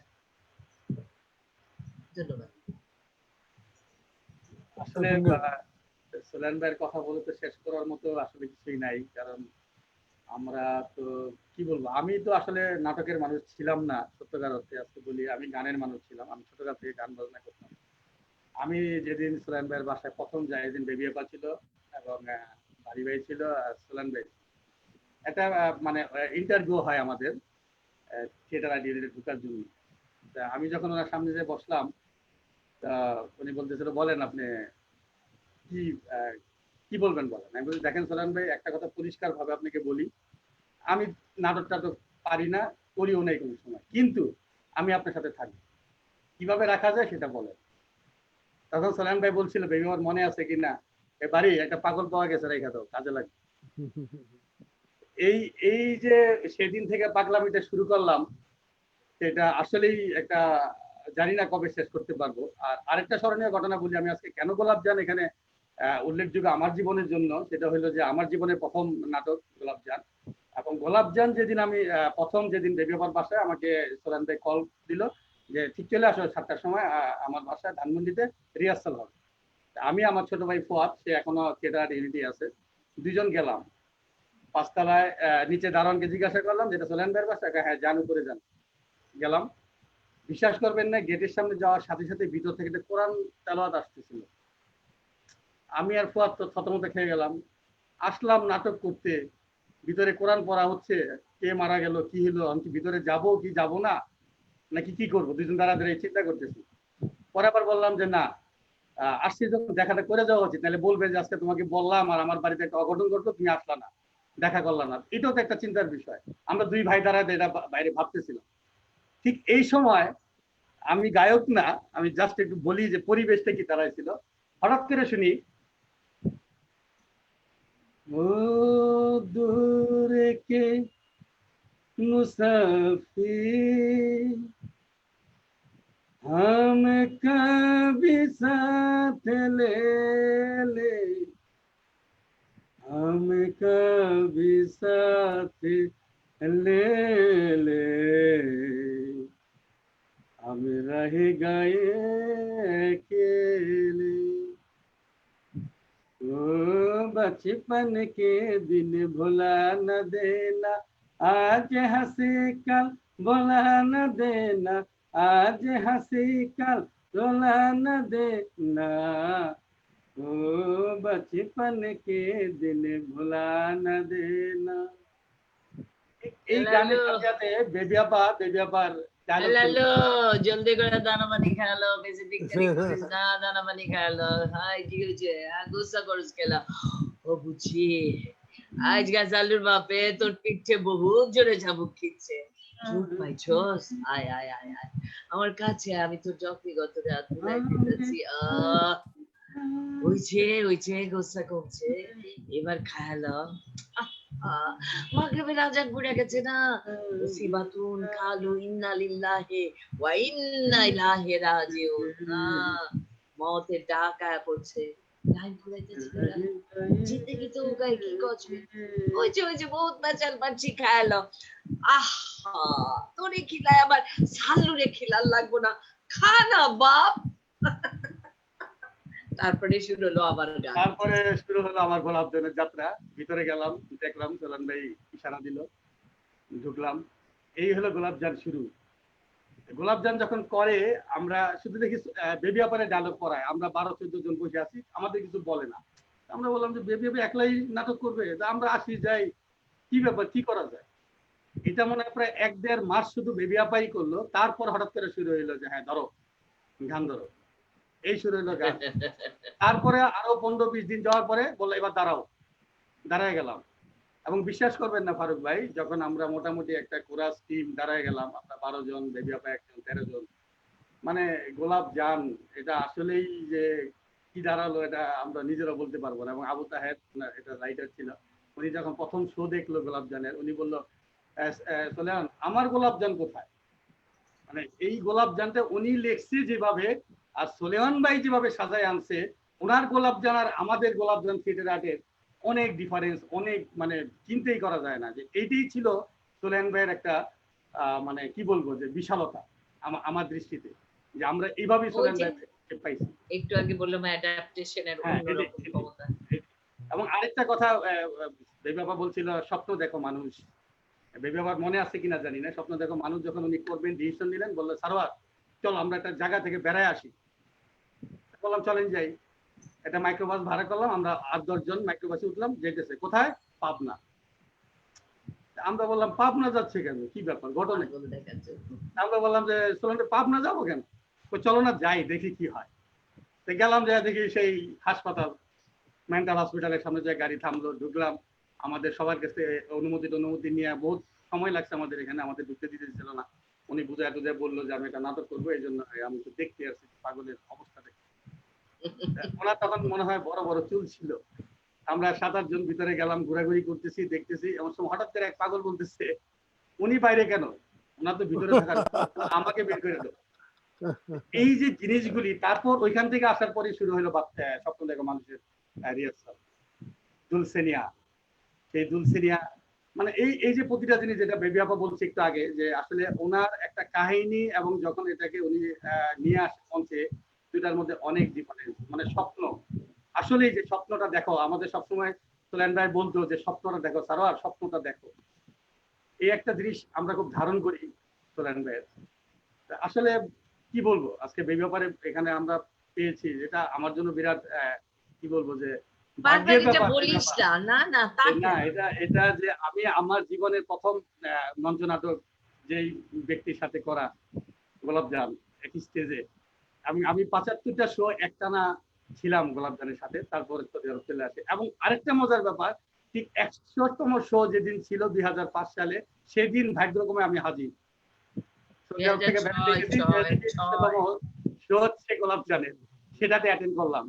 এই যে মানে আমাদের জীবনটা, থিয়েটারের জীবনটা, এটা আসলে আমি এখানে যাদের সাথে কাজ করতেছি, এরা সবাই খুব ভালো মানুষ, কিন্তু আমরা বুঝাইতে পারি না যে আসলে থিয়েটারটা কি জিনিস। আরেকটা আজকে বলতে হয়, যে ঘটনাটা আমি কখনো বলি নাই থিয়েটারের, আরেকটা ঘটনা, সেটা উৎসব টেলিফিল্মের ঘটনাটা অনেকেই জানে, যে ঠিকই এই থিয়েটার আর্টের একটা নাট্য উৎসবে আমার ছেলে হয়েছে, যার সেখান থেকে উৎসব নামকরণটা হয়েছে আমার ছেলে, সেখান থেকে উৎসব টেলিফিল্ম। এবং এই উৎসব যেদিন আমি এই সৌদি আরবে খেপা পাগলার পেঁচালে শো করি, আমার ছেলে হঠাৎ করে যে কোনো একটা কারণে জেলে গেল সৌদি আরবে। এমন একটা সময় যে এখন আমি যদি আমার ছেলের দিকে মনোযোগ দিই, তাহলে আমার শো হয় না। আমার শোয়ে 5 থেকে 700 দর্শক আপনার সেদিন ছিল আল্লাহ রহমতে, এবং খেপা পাগলার পেঁচাল। সবাই অবাক হয়েছে যে মানে কি করে আমি আমার ছেলেকে জেলে রেখা আমি এখানে কি বলবো যে খেপা পাগলার পেঁচাল করি। সেদিন আরেকটা জিনিস আজকে বলি বেবি আপা, সেদিন আমার সবচেয়ে প্রাপ্তিটা ছিল এই জায়গায়, যেগুলো আমি শেয়ার করতে পারিনি কখনো। আমি যখন শোটা শেষ করলাম, ভদ্রলোক এখানকার সৌদি আরবের কবি শাহজাহান সাহেব, উনি দৌড়াইয়া মঞ্চে উঠলেন এবং আমাকে জড়ায় ধরে কান্না শুরু করলেন। আমি বললাম ভাই কি হয়েছে, আমি তো থতমত খেয়ে গেলাম, ভাই কি হয়েছে। আজ থেকে 40 অথবা 45 বছর আগে আমি SM সুলেমানের খেপা পাগলে দেখেছিলাম TST-তে, উনি শো করছে। আজকে সোলেমান ভাইয়ের সেই খেপা পাগলা দেখলাম সৌদি আরবের রিয়াদে। আমার মনে হচ্ছে আরেকজন কি বলবো যে সোলেমান আমাদের মাঝখানে ফেরত আসছে। এই যে আমরা জানি না, আমরা কিছুই না সোলেমান ভাইয়ের কাছে, কিন্তু এই যে যতটুক আমরা মানে সোলেমান ভাইয়ের আবহাওয়াটা আমরা দিতে পারতেছি বিভিন্ন জায়গায়, এটা মনে হয় বেবি আপা জানি না আপনি কিভাবে নিবেন, খালি দোয়া আমি করবেন। অনেক মজা পাই। সাউথ আফ্রিকায় আমার ছোট ভাই সে খেপা পাগলা করেছে। তারপরে এ তো খেপা পাগলা করেছে বটসওয়ানাতে, এই ডক্টর কিশোর, ফারুক ভাই, রিমার বর কিশোর বটসওয়ানাতে করেছে। মানে খেপা পাগলাটা এমন একটা নাটক, আমার মনে হয় বাংলাদেশের 64 জেলাতে তো হলোই, আমার মনে হয় সারা বিশ্বে হয়েছে। এটারও একটা গবেষণা হওয়া দরকার, যে কারা কারা খেপা পাগলা করেছে। দেখবা এটার একটা গ্রিনিস বুকে উঠে যাওয়ার মতো ঘটনা ঘটে গেছে আসলে বাংলা ভাষাভাষীর কাছে। আমি ফারুক ভাইয়ের কাছ থেকে সুলাইমানের একটা সংলাপ শুনতে চাই, এবং ফারুক ভাইয়ের কণ্ঠে ফারুক ভাইয়ের একটা কবিতা শুনতে চাই, এবং মমিতার কাছে শুনতে চাই আমিনা সুন্দরীর একটি। ও আগে করুক, তাই না ফারুক ভাই? মমিতা আগে করুক, মমিতা আগে করুক। মমিতা, তুমি তোমার প্রিয় একটা সংলাপ আমাদের শোনাও, শেষটুকু শোনালে আরো মজা হবে। যে টাকাটা তোমার ভালো লাগে। জি, ধন্যবাদ।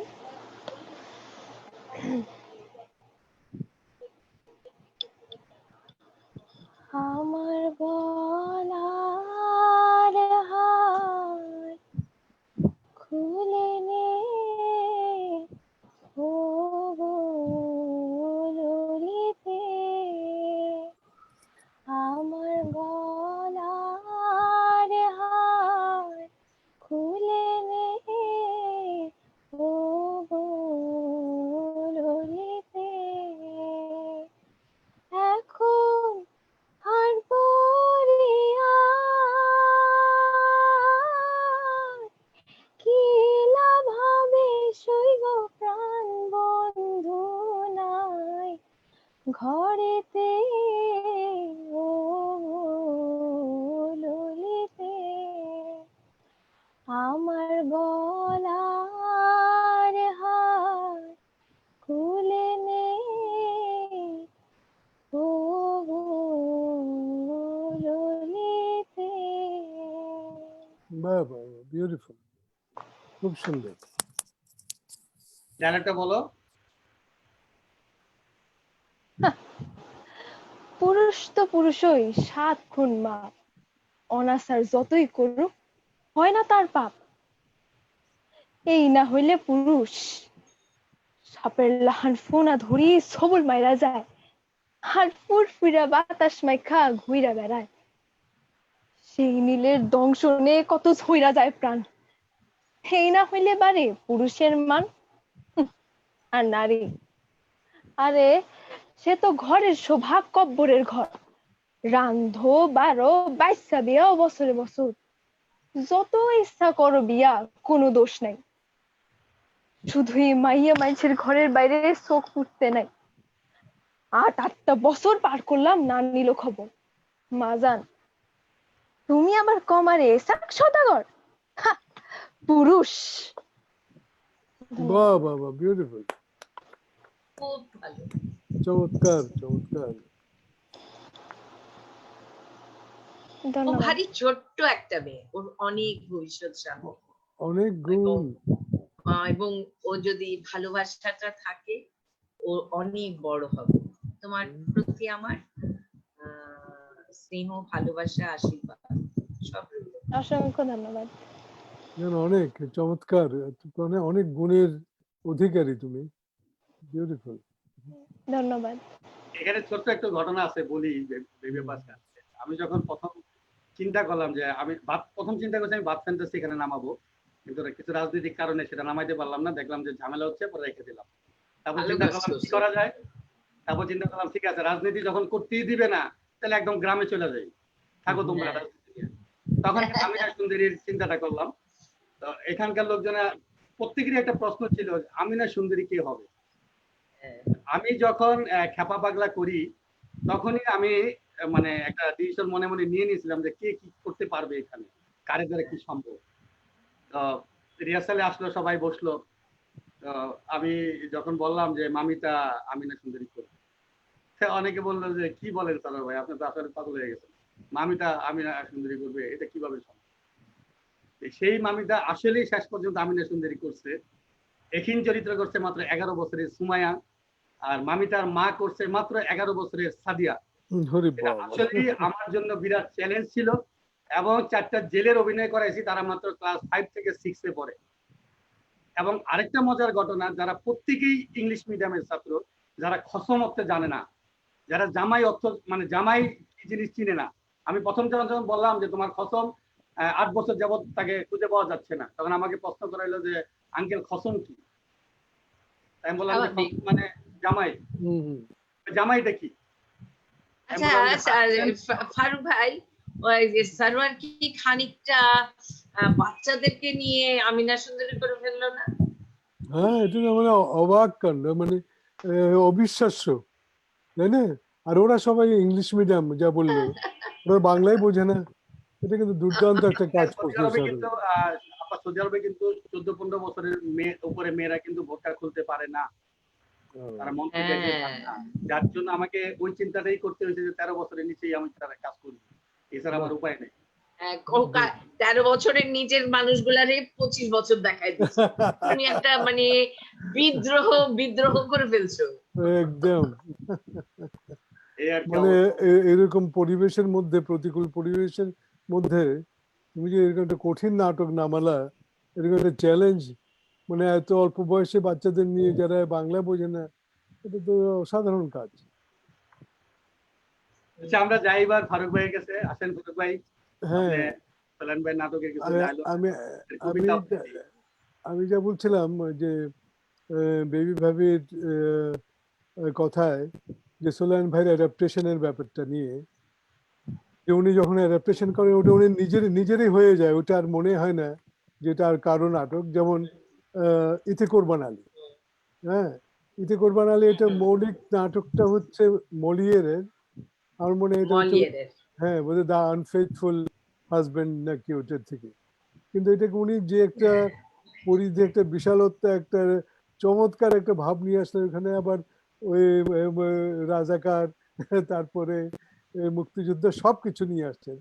আর এইভাবে যেটা বললেন যে ওনার যেটা রাজনীতিটা আসলে কি, এটা হচ্ছে বেসিক্যালি একটা সমাজ বোধ, সমাজ চেতনা। উনি সমাজে যেগুলা ঘটছে ওগুলা তিনি অবচেতন ছিলেন না, সেই জন্য তার নাটকে ওই রাজনীতি যেটা আমরা বলি সেটা হচ্ছে সমাজ সচেতনতা, সেটাই চলে আসছে। যে আমরা দেখেছি ধরেন ব্রেক্টের নাটকে, হ্যাঁ, ব্রেক যখন নাটক করছে তখন হিটলারের জন্য তাকে পালাতে হলো, সেই কারণে একটা প্রচন্ড একটা শক্তি, প্রচন্ড একটা ভয়েস, যারা সমাজে ঘুণে ধরা সমাজ যেখানে হোক তার প্রতিবাদে ওরা সোচ্চার হয়। সোলায়ন ভাই যেখানে প্রত্যেকবারই ছিলেন, এবং সোলায়ন ভাই নাটক অনেকে রাফ বলেছে এই কারণে, কারণ ওই সৎ সাহসের অভাব নাই। এটা আমি তাকে বলবো একটা আনকাট জ্যাম। হয়তো যে স্বর্ণখণ্ড এখনো জহুরির হাতে গিয়ে সুমসৃণ হয়নি, কিন্তু তাই বলে স্বর্ণের গুণ তো আর কমে না। উনি একটা অসাধারণ, আর ব্যক্তিগতভাবে আমি দেখেছি তার কোনো লোভই ছিল না। উনি হচ্ছে আপাদ মস্তক একজন শিল্পী, তার কোনো মোহ নাই, কোনো লোভ নাই টাকা পয়সার জন্য বা একটু শোষা করার জন্য, অথচ করলে উনি করতে পারতেন।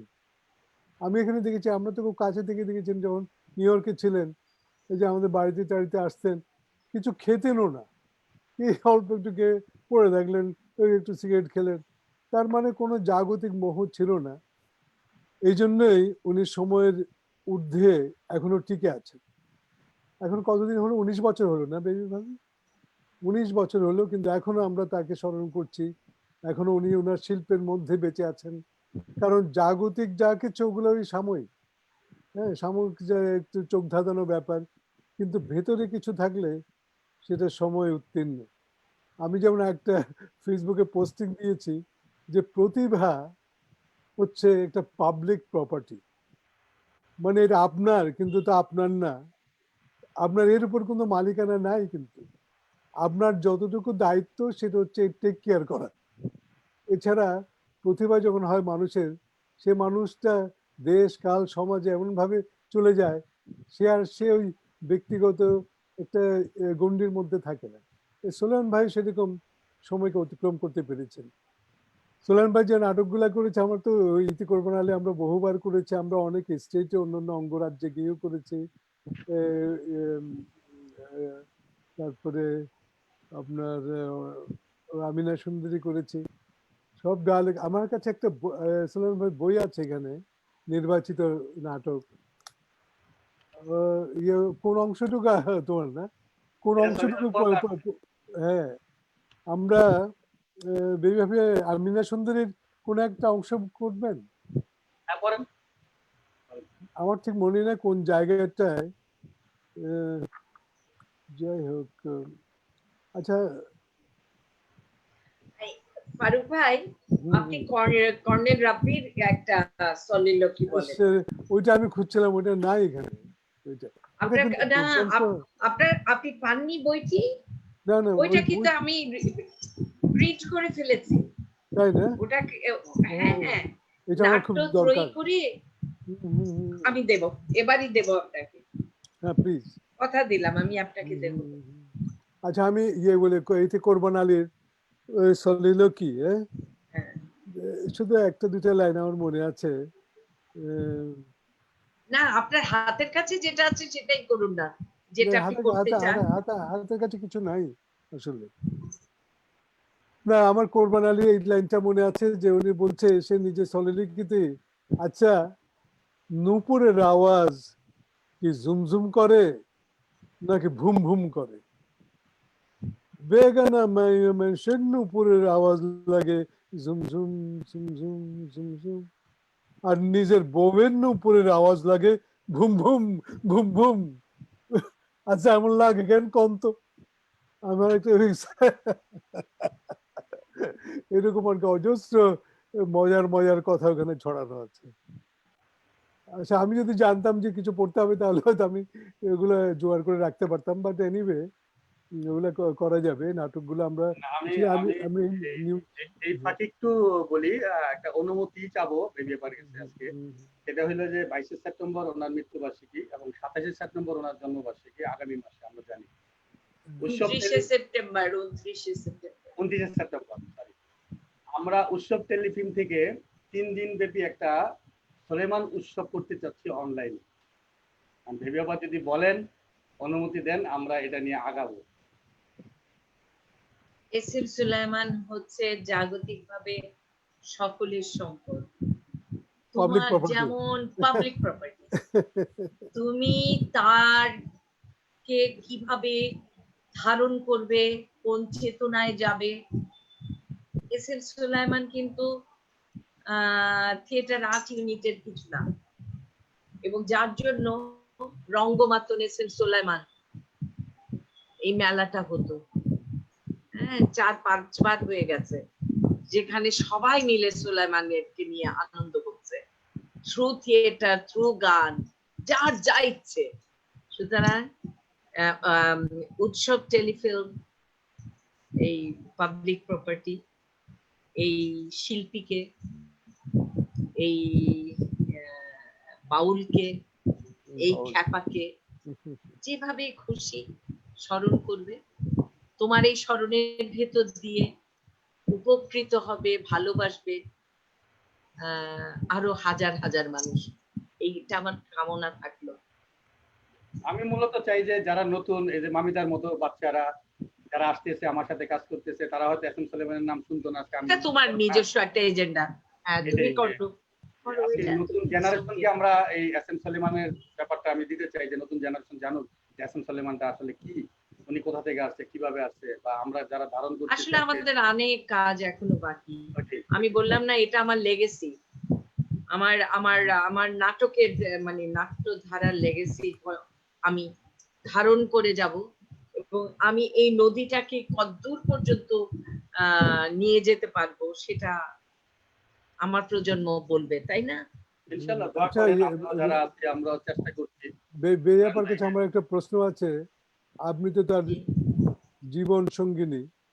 আচ্ছা উনি যখন, ওনার কি কোনো সময় ছিল যে উনি এই সময় লিখতেন, বা হঠাৎ করে নাটকের একটা আইডিয়া এলো তখন উনি হ্যাঁ উনি মধ্যরাত দিন রাত যখন লিখতেন, দিন রাত মধ্যরাত,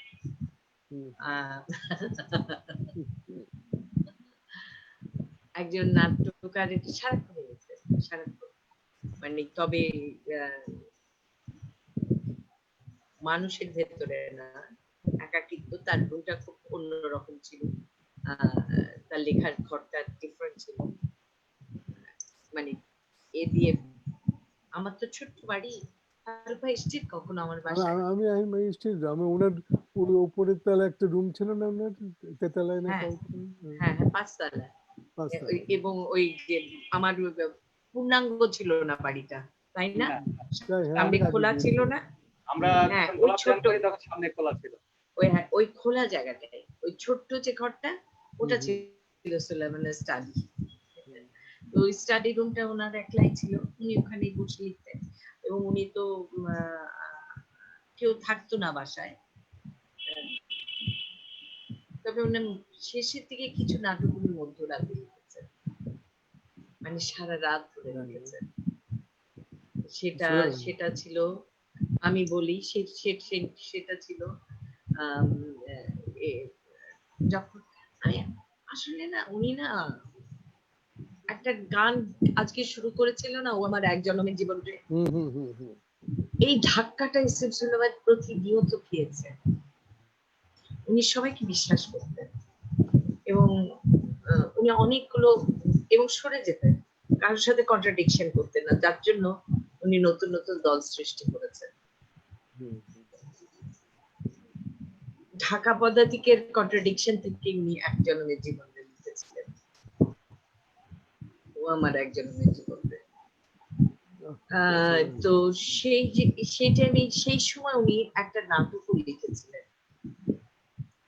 সেই নাটকটা উনি লিখেছিলেন মধ্যরাতে। আমার কাছে মনে হয় যে সৃষ্টি সুতরাং না ভোরবেলায় ভোরবেলায় উনি গান করতেন। আমার এটাকে আমি খুব মিস করি। অসাধারণ গলা ছিল। ভোরবেলাটা আমাদের বাড়িতে ভোরটা হতো গান দিয়ে, সেটা 7টায়, 7টার আগে না, 6টা 7টার সময় গান হতো, 7টা থেকে 8টা, 8:30, 9টা, নাস্তা খাওয়াটা নিজের মতো খেত, একটু প্রচন্ড নিজের ভেতরে থাকা মানুষ তো। আর ওই যে একটা জিনিস, উনি সংসার মোহগ্রস্ততা নাই এবং কোনো দায়বদ্ধতাও নাই, হয় না, ওই ওই ডিসিপ্লিনের মানুষ না উনি, বাট ওনার থিয়েটার ডিসিপ্লিনটা যে কি ডিসিপ্লিন সেটা বোঝা যায় তার নাটক দেখলে। এক্স্যাক্টলি ওখানে ওনার মতো উনি মানে মানে রিয়েল ডিসিপ্লিন একটা মানুষ। আচ্ছা যাই হোক, এই যে আমরা ওনার রিহার্সাল গানটা শুরু করতেন তো সকালবেলায় আর লিখতেন দুপুর রাত, আর রাতে বেসিক্যালি রাতে লিখতেন। আমি জানি যে নিউ ইয়র্কে আমরা যখন রিহার্সাল করতাম, এমনি তো কেউ সময় মতো তো কেউ আসে না, কিন্তু রিহার্সালে আমি এই যে নিউ জার্সি থেকে বললাম 60 মাইল যাওয়া 60 মাইল আসা ড্রাইভ করে ঠিক অন টাইমে গিয়ে পৌঁছতাম না, খুব রাগ করতেন উনি, দেখে বলতেন না কিন্তু ওনার ভাবভঙ্গিতে বোঝা যেত যে উনি খুব রাগ করছেন। একবার আমার কি একটা কথা, উনি খুব আপসেট হলেন এই নাটকটায় একটা শব্দ, অনেক লোক বললে কি খুব আপত্তিকর শব্দ, হ্যাঁ আমি বললাম ওটাকে চেঞ্জ করা যায় নাকি, উনি এত মাইন্ড করলেন যে একটা শিল্পকে তুমি এভাবে দেখছো কেন, রাগ করে না, কিন্তু উনার সেই না বলা রাগগুলো হচ্ছে সব বেশি লাগে। অনেকে রেগে গেলে, হ্যাঁ অনেকে রেগে গেলে চিল্লাচিল্লি করে, উনি করেন না, উনি একদম চুপচাপ, কিন্তু ওনার ভাবেই বোঝা যায় যে এই জিনিসটা ওনার পছন্দ হয়নি।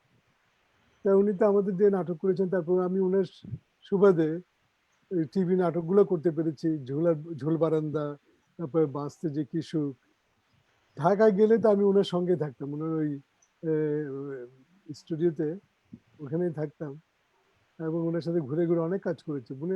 ওরা আমি এত মিস করেছি যখন উনি চলে গেলেন। ঢাকা গেলে মনে হয় যেন কিছু করার নাই, কিছু নাই, শূন্যতা। আর ওনাকে আমার আমার মনে হয় কি ওনার, জি ফারুক ভাই বলেন। না আমি বলছি কি ওনাকে আমার এই কথাই মনে হয়, উনি হচ্ছেন সংসারে এক সন্ন্যাসী।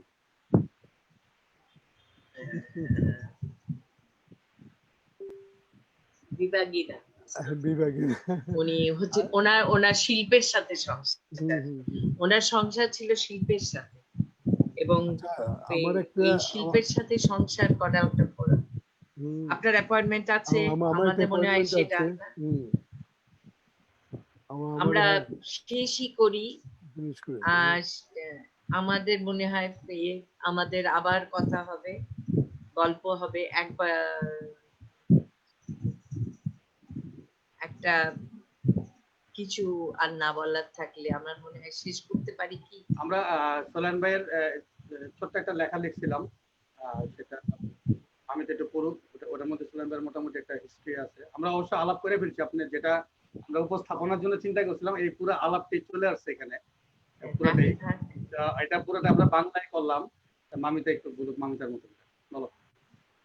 একটু ফারুক ভাইয়ের একটা অ্যাপয়েন্টমেন্ট আছে, আমি ফারুক ভাই আর কয় মিনিট থাকতে পারবেন? আমাকে ঠিক 12:30টায় যেতে হবে, এখন তো বাজে কটা? 12টা। বাজে 12টা 26 না দেখি না তাহলে ফারুক ভাইকে ছাড়তে হবে 12টা আমাকে ছেড়ে দাও পরে আমি আবার শুনে নেব অনেক ধন্যবাদ এটা অনেক ধন্যবাদ হ্যাঁ। থ্যাংক ইউ আমার মনে হয় এখানেই শেষ। আমরা আবার ফারুক আয়োজন ভাই, করবো ইনশাআল্লাহ। ফারুক ভাই দেখা হচ্ছে আশা করি, দেখা হবে। ইনশাআল্লাহ দেখা হবে কথা হবে বেঁচে থাকবো আশা করি। নিশ্চয়ই এবং যোগাযোগ রাখবেন হ্যাঁ জি ফারুক ভাই, ওকে Okay. ঠিক আছে Okay, ফারুক ভাই। Okay, ওকে সালাম ওকে আলাইকুম। আচ্ছা আমরা মামিতা ছোট্ট করে সোলাইমান ভাই হিস্ট্রিটা বইলা মায়ার সাগর পাড়ি দিয়ে এই গানটা দিয়ে আমরা আজকে অনুষ্ঠান শেষ করে দেব। এই ব্যাপারে আরেকটু থাকেন আমাদের সাথে, আমরা এই 5-7 মিনিটের মধ্যে ইনশাআল্লাহ শেষ করে দেব।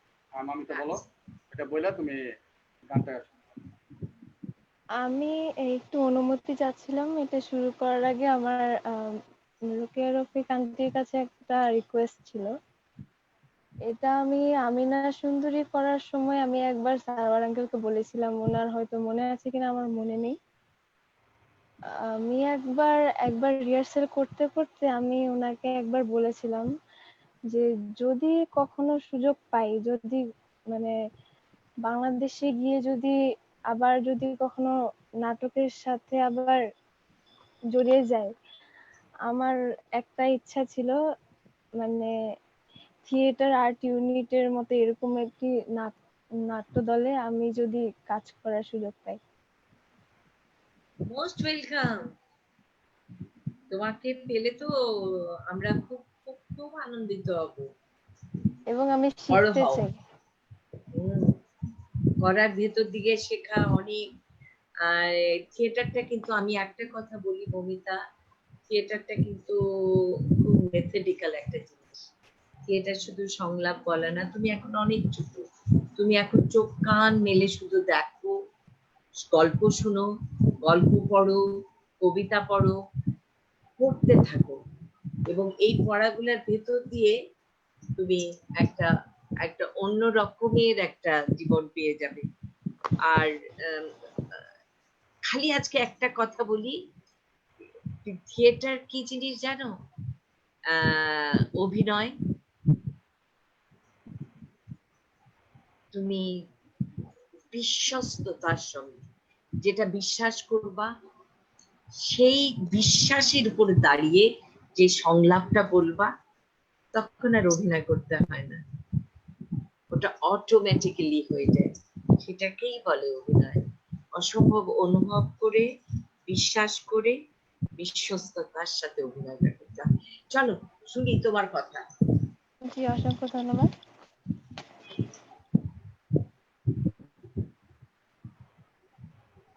S.M. Sulaiman was born on 29 September 1953 in India's Assam state. His full name is Sheikh Muhammad Sulaiman. His father's name is Ahmed Mia and his mother's name is Asia Khatun. Youngest among 6 siblings, S.M. Sulaiman earned a postgraduate degree on political science from Dhaka University in 1977. During his student life in Chittagong, he was intensively involved in practicing Bengali arts and cultures. He was an enlisted singer in Chittagong radio station. Sulaiman started involving to drama during his student life at Dhaka University. He was also elected as Secretary General in Bangladesh Group Theatre Federation. During the anti-authoritarian mass movement in the 90s, his role of organizing cultural activists for the movement was foremost. S.M. Sulaiman was also founder of Kalantor, Podatik Natya Sangshad, Dhaka Podatik, Onnodol, and Theatre Art Unit. He wrote, transformed, and directed more than 30 dramas. He also wrote more than 25 television dramas and made numerous video clips, documentaries, TV dramas, TV spots, etc. From 1985 to 1989, he worked as an audio-video composer at Grameen Bank. He traveled abroad numerous times along with his drama troupe. S.M. Sulaiman started working with dramas in America from 1993. There, he staged 7 dramas under a theatre group of American Bengali citizens known as Bangladesh Theatre of America. S.M. Sulaiman was a playwright, director, organizer, actor, singer, and musician. He received numerous awards for his outstanding contribution to theatre. Some of his notable awards are Bangladesh Association of Florida Award, Bangladesh Theatre of America Award, Bangladesh Batsas Award, Bangladesh Association of Los Angeles Award, etc. He received numerous awards in Bangladesh from countless organizations, including posthumous Ekushe Padak. His drama, Amina Sundari, gained pride to be staged the first theater drama stage at Off-Broadway in America. Some of his famous dramas are Khapa Paglar Pachal, Amina Sundari, Bibaho Samachar, Iti Korban Ali, Golab Jan, Ah Comrade, Court Martial, Election Caricature, Inspector General, Khandani Kicha, কাল সকালে, স্বপ্ন দেখো মানুষ, Birth Fantasy, জনম দুঃখীমা, etc. He was married in 1983 to actress Rokia Rafiq Baby and has a daughter named Anika Mahin Akka. He breathed his last unexpectedly on 22nd September 2001, only at the age of 48. I'd like to add one thing, that his daughter Anika Mahin Akka is a writer, and she wrote already four play, and 3 of them are already traveled to abroad, like Sweden, India, twice in India, and that is National Bharat Rango Mahotsav, NSD Festival. She is now our asset. When we have in theatre art unit, we have a lots of writer, among them S.M. Sulaiman এবং Rokia Rafiq Baby, Anika Mahin Akka. ধন্যবাদ ও কিন্তু আমিনা সুন্দরী করে, বুঝেছো? হ্যাঁ বলছি আমি তাহলে ধন্যবাদ বেবি আপা। আসলে আমরা অনেকদিন পর আসলে মনে হয়েছে যে আবার অনেক বছরের পিছনে চলে গেছিলাম আমি, কারণ আসলে আমি তো অনেক দূরে, অনেক বছর যাবত, প্রায় 16 বছর যাবত আমি বাংলাদেশ থেকে দূরে। তারপর আমি আসলে S.M. সুলেমান থেকে 1 সেকেন্ডের জন্য দূরে যেতে পারি নাই, থিয়েটার আর্ট ইউনিট থেকে দূরে যেতে পারি নাই, থিয়েটার থেকে দূরে যেতে পারি নাই, যার জন্য হয়তো আজকে আবার আপনার সাথে থিয়েটারের মঞ্চেই দেখা হলো, কথা হলো। ইনশাআল্লাহ আবারও দেখা হবে, আবারও কথা হবে ইনশাআল্লাহ। আমরা সুলেমান ভাইকে নিয়ে আরো অনেক আলোচনা, আমরা আরো অনেক কিছু জানবো। আমরা যেমন আনিকা সম্বন্ধে অনেক কিছু জানি না, নেক্সট সুলেমান উৎসবে আমরা ইনশাআল্লাহ তাকে আশা করি সে আসবে এবং তার সম্বন্ধে আমরা অনেক কিছু জানবো। নেক্সট জেনারেশন তার সম্বন্ধে জানা উচিত আমি মনে করি। অনেক ভালো লাগলো আমার আজকের দিনটাতে। সুন্দর মমিতার মতো একটা প্রাণোচ্ছল আমি তরুণদের দেখতে চাই, কারণ আমরা বৃদ্ধ হয়ে যাচ্ছি, আমাদের সময় ফুরিয়ে আসছে। তোমাদেরকে জেগে উঠতে হবে এবং এমন ভাবে জেগে উঠতে হবে যে রিলে রেসের মতো এটা, বুঝেছো? আমাদের পূর্বসূরীরা আমাদেরকে যে পথ দেখিয়েছে, সেই পথের আলোতে এবং বাস্তবতার পরিপ্রেক্ষিতে, অর্থাৎ 2001 এবং 2020 সময়কাল একরকম নয়। 2001-এর থিয়েটার আর 2020-এর থিয়েটার এক নয়। 2001-এর যে থিয়েটার, সেই চর্চা থেকে নিয়ে 2020-এ থিয়েটারকে আরো উন্নতি নিবে। তোমরা 2040-এ এমন জায়গায় নিয়ে যাবে থিয়েটারের, সেই স্বপ্ন দেখেই যেন আমাদের মৃত্যু হয়। তোমাদের সবার জন্য আমার শুভকামনা। সারওয়ার, তোমার জন্য আমার শুভকামনা। অমিতা ভালো থেকো, বড় হও, আমরা এবং ধন্যবাদ। আমরা অসংখ্য সরকার একটা ধন্যবাদ। গান শুনতে শুনতে এখন চলে যাবো ইনশাল্লাহ মামিতার কণ্ঠে, মায়ের সাগর পাড়ি দিয়ে। ওকে, আমাদের সঙ্গে এটা আমাদের শেষ কথা, এরপরে আর আমরা কোনো কথা ইনশাল্লাহ আর বলবো কথা না। বলতেছি না, এখানে আল্লাহ হাফেজ। আল্লাহ হাফেজ, যাও।